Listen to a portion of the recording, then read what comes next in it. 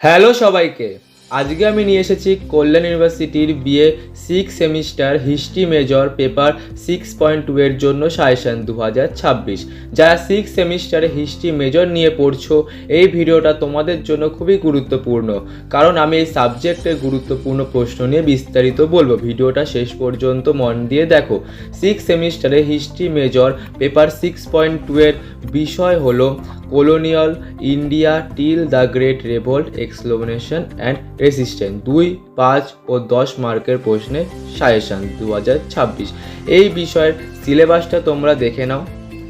Unit 1, unit 2, unit 3 এবং unit 4। আমি তোমাদের জন্য ইউনিট অনুযায়ী ইম্পর্টেন্ট প্রশ্ন সাজিয়ে দিয়েছি, যেগুলো খুবই গুরুত্বপূর্ণ। আমাদের এই পিডিএফ ফাইলটা কিনতে গেলে তোমাদের 80 টাকা পেমেন্ট করতে হবে। ভিডিওর নিচে বা ডেসক্রিপশন বক্সে আমাদের হোয়াটসঅ্যাপ নম্বর দেওয়া রয়েছে, পিডিএফ কিনতে চাইলে যোগাযোগ করবে এবং আমাদের হোয়াটসঅ্যাপ গ্রুপে জয়েন করো, যার লিঙ্ক ভিডিওর কমেন্ট বক্সে দেওয়া রয়েছে। লাস্টে আমি আমাদের পিডিএফের ডেমো দেখাবো যে আমাদের পিডিএফটা কেমন করে তৈরি করা হয়েছে। এখন আমি সাজেশনের প্রশ্নে চলে আসি। প্রশ্ন ইউনিট 1, 1 নম্বর প্রশ্ন, উপনিবেশবাদ কাকে বলে? ভারতের ব্রিটিশ উপনিবেশবাদ সম্পর্কে আলোচনা করো। ভারতে ঔপনিবেশিক শাসনের ইতিহাস সম্পর্কে সংক্ষেপে আলোচনা করো। ভারতের জাতীয়তাবাদের অধ্যয়নে জাতীয়তাবাদী দৃষ্টিভঙ্গির ওপর একটি সংক্ষিপ্ত টিকা লেখো, অথবা জাতীয়তাবাদের সংজ্ঞা দাও। ভারতে ব্রিটিশ শাসনের সময় জাতীয়তাবাদের বিকাশের কারণসমূহ আলোচনা করো। সাবলটান বা নিম্নবর্গীয় ইতিহাস চর্চা কিভাবে ভারতীয় জাতীয়তাবাদকে ব্যাখ্যা করেছিল? ভারতের জাতীয়তাবাদ অধ্যয়নে সমালোচনা সহ মার্ক্সীয় দৃষ্টিভঙ্গি বিশ্লেষণ করো, অথবা ঔপনিবেশিক ভারতের জাতীয়তাবাদের ক্ষেত্রে মার্ক্সীয় দৃষ্টিভঙ্গি বিশ্লেষণ করো। ইউনিট 2, 1 নম্বর প্রশ্ন, বাংলায় ব্রিটিশ শাসনের সম্প্রসারণ ও বিস্তার সম্পর্কে আলোচনা করো। মহারাষ্ট্রের ব্রিটিশ শাসনের সম্প্রসারণ সম্পর্কে আলোচনা করো। মহীশূর রাজ্যের উপর ব্রিটিশ আধিপত্য বিস্তার সম্পর্কে সংক্ষেপে আলোচনা করো, অথবা ইংরেজদের সঙ্গে টিপু সুলতানের সম্পর্ক আলোচনা করো এবং টিপুর পতনের কারণ বর্ণনা করো। পাঞ্জাবে ব্রিটিশ আধিপত্য বিস্তার সম্পর্কে আলোচনা করো, অথবা রঞ্জিত সিংহের মৃত্যুর পর ইঙ্গো শিখ সম্পর্কের ইতিহাস আলোচনা করো, অথবা লর্ড হার্ডিঞ্জের লর্ড ডালহৌসির শাসনকালে ইঙ্গো শিখ সম্পর্ক উল্লেখ করো।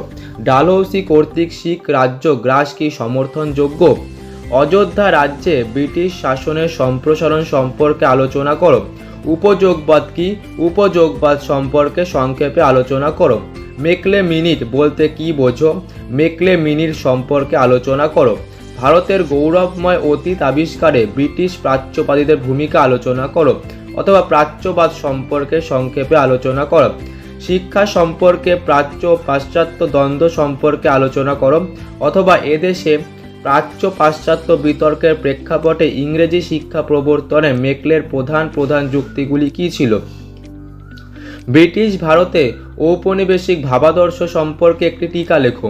1773 খ্রিস্টাব্দের রেগুলেটিং অ্যাক্ট বা সনদ সম্পর্কে একটি সংক্ষিপ্ত টিকা লেখো। পিটের ভারত শাসন আইন সম্পর্কে আলোচনা করো, অথবা ব্রিটিশ ঔপনিবেশিক রাষ্ট্রের আদর্শ বা আইনের শাসন সম্পর্কে আলোচনা করো।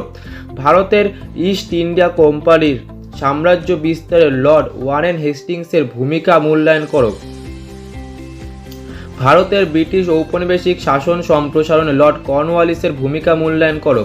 লর্ড ডালহৌসি ব্রিটিশ সাম্রাজ্য বিস্তারের জন্য কী ব্যবস্থা গ্রহণ করেছিলেন তার নীতিগুলি সম্পর্কে আলোচনা করো, অথবা লর্ড ডালহৌসির আমলে ভারত ব্রিটিশ সাম্রাজ্যের প্রসার সম্পর্কে একটি টিকা লেখো। ওয়েলেসলির অধীনতামূলক মিত্রতা নীতি বলতে কী বোঝো? অথবা ভারতে ব্রিটিশ সার্বভৌমত্ব প্রতিষ্ঠায় ওয়েলেসলির ভূমিকা আলোচনা করো। সত্য বিলোপ নীতি বলতে কী বোঝায়? এই নীতির মূল শর্তগুলি কী কী? ভারতে ইস্ট ইন্ডিয়া কোম্পানির সাম্রাজ্য বিস্তারে লর্ড ওয়েলেসলির ভূমিকা আলোচনা করো, অথবা ভারতে ব্রিটিশ সার্বভৌমত্ব প্রতিষ্ঠায় ওয়েলেসলির ভূমিকা আলোচনা করো। ইউনিট 3, 1 নম্বর প্রশ্ন, ব্রিটিশ শাসনকালে গ্রামীণ অর্থনীতি সম্পর্কে আলোচনা করো। ভারতে ইংরেজদের দ্বারা প্রবর্তিত নতুন ভূমি রাজস্ব নীতি কী প্রভাব ফেলেছিল, অথবা ব্রিটিশ শাসনকালে গ্রাম সমাজের ভূমি রাজস্ব ব্যবস্থা সম্পর্কে আলোচনা করো।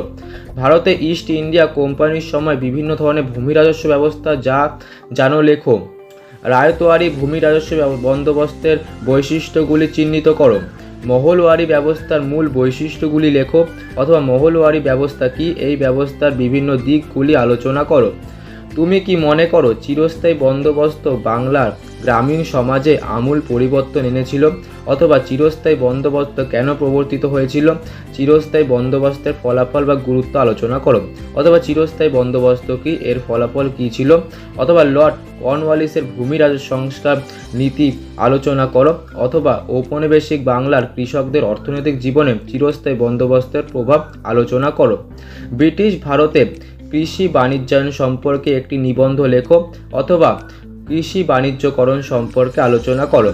অবশিল্পায়ন বলতে কী বোঝো, অথবা ব্রিটিশ ইস্ট ইন্ডিয়া কোম্পানির শাসনকালে দেশীয় শিল্পের অবক্ষয়ের কারণগুলি ব্যাখ্যা করো, অথবা অবশিল্পায়ন সম্পর্কে বিতর্কের ওপর একটি নিবন্ধ রচনা করো, অথবা প্রথম পর্যায়ের ঔপনিবেশিক ভারতের ইতিহাসে অবশিল্পায়ন বিতর্কটির সমালোচনা পুনর্বিচার করো। অবশিল্পায়ন কি একটা মিথ্যা ধারণা ছিল? ইস্ট ইন্ডিয়া কোম্পানির আমলে ভারতে বিচার ও পুলিশি সংগঠনের পরিচয় দাও। ভারতে রেলপথ প্রবর্তনের কারণ কী ছিল? রেলপথ প্রবর্তনের ফলাফল সম্পর্কে লেখো, অথবা ভারতে রেলপথ প্রবর্তনের কারণ ও অর্থনীতির ওপর তার প্রভাব আলোচনা করো, অথবা ঔপনিবেশিক আমলে ভারতে রেলপথের বিস্তার বা সম্প্রসারণ সম্পর্কে আলোচনা করো। রেলপথ কীভাবে ঔপনিবেশিক শাসনের হাতিয়ার হিসেবে কাজ করেছিল তা বিশ্লেষণ করো, অথবা রেলপথের বিস্তার ভারতীয় জনজীবনে কী প্রভাব ফেলেছিল। 19 শতকের দ্বিতীয়ার্ধে ইউরোপীয় উদ্যোগে ভারতের শিল্পায়ন বর্ণনা করো, অথবা 19 শতকের দ্বিতীয়ার্ধে থেকে 20 শতকে প্রথম বিশ্বযুদ্ধ পর্যন্ত সময় ভারতীয় উদ্যোগে ভারতের শিল্পায়ন আলোচনা করো। ইউনিট 4 1 নম্বর প্রশ্ন, সম্পদের বহির্গমন বলতে কী বোঝো, এর ফলাফল কী হয়েছিল, অথবা ড্রেন অফ ওয়েলথ বা সম্পদের বহির্গমন বলতে কী জানো, অথবা সম্পদের বহির্গমন বলতে কী বোঝায়, কী কী পদ্ধতিতে সম্পদের বহির্গমন হয়েছিল, অথবা সম্পদের নিষ্কাশন সম্পর্কে যা জানো লেখো। 1770 সালের বাংলার দুর্ভিক্ষের কারণগুলি চিহ্নিত করো, অথবা 1770 সালের বাংলার দুর্ভিক্ষ সম্পর্কে কী জানো, অথবা বাংলার অর্থনৈতিক ইতিহাসে 1770-এর মন্বন্তরের বা দুর্ভিক্ষের প্রভাব কী হয়েছিল। ভারতীয় কৃষিক্ষেত্রে ঔপনিবেশিক শাসনের প্রভাব আলোচনা করো, অথবা ভারতীয় কৃষি ব্যবস্থার ওপর ঔপনিবেশিক শাসনের কীরূপ প্রভাব পড়েছিল সে বিষয়ে একটি টিকা লেখো। ভারতে ঔপনিবেশিক শাসনকালে কৃষক আন্দোলনগুলির কারণ ও ভূমিকা সম্পর্কে বিস্তারিত আলোচনা করো। ঔপনিবেশিক ভারতে উপজাতি আন্দোলন সম্পর্কে একটি সংক্ষিপ্ত টিকা লেখো, অথবা ঔপনিবেশিক ভারতে আদিবাসী আন্দোলনগুলি সম্পর্কে একটি সংক্ষিপ্ত টিকা লেখো। ব্রিটিশ ঔপনিবেশিক শাসনকালে ভারতে দলিত আন্দোলনের পরিচয় দাও। 1855 থেকে 1856 সালের সাঁওতাল বিদ্রোহের গুরুত্ব নির্ণয় করো, অথবা সাঁওতাল বিদ্রোহের কারণ ও ফলাফল আলোচনা করো, অথবা সাঁওতাল বিদ্রোহ সম্পর্কে সংক্ষিপ্ত টিকা লেখো। ঔপনিবেশিক শাসনকালে প্রথম পর্যায়ে ভারতীয় কৃষকদের অবস্থা বর্ণনা করো, অথবা 19বিংশ শতাব্দীতে ভারতে কৃষক আন্দোলনের একটি সংক্ষিপ্ত বর্ণনা দাও, অথবা ভারতে ঔপনিবেশিক শাসনকালে কৃষক আন্দোলনগুলির কারণ ও ভূমিকা সম্পর্কে বিস্তারিত আলোচনা করো।